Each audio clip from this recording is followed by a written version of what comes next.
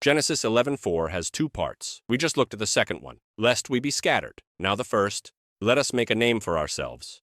In the ancient world, a name was not simply what people called you. It was your permanence, your proof that you had existed and that it mattered. Kings carved their names into stone. Pharaohs built monuments designed to outlast them by centuries. To have a name that endured was to defeat the one thing every human being has ever feared most: being forgotten. So when the people of Babel said, "Let us make a name for ourselves," God did not treat it as ambition. He treated it as the central problem, because name-making through human construction, reaching high enough through your own effort that you cannot be ignored, places the self exactly where only God belongs. Isaiah 42:8. I am the Lord, that is my name. My glory I give to no other. The glory, the name, the lasting significance. God says those belong to Him, not as a demand, but as a description of reality. He is the only foundation on which a name actually holds. Now think about what social media built directly on top of that same impulse. Follower counts,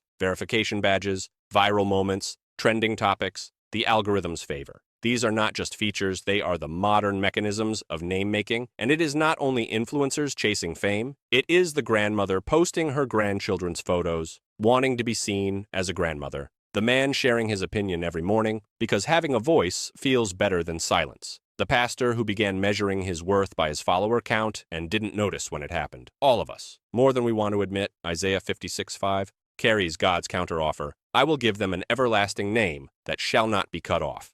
An everlasting name, not built, given, not constructed through reach or followers or algorithmic favor, received. The people of Babel never trusted that offer. They kept building, and the platforms filled with 2.5 billion people doing the exact same thing every single day.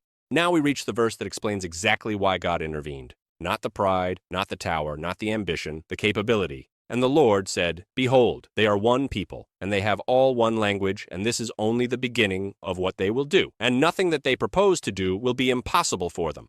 Genesis 11:6. God is not angry here. He is not threatened by a building. He is alarmed by what unified human capability, with no moral ceiling above it, always produces, because he already knew what was in the human heart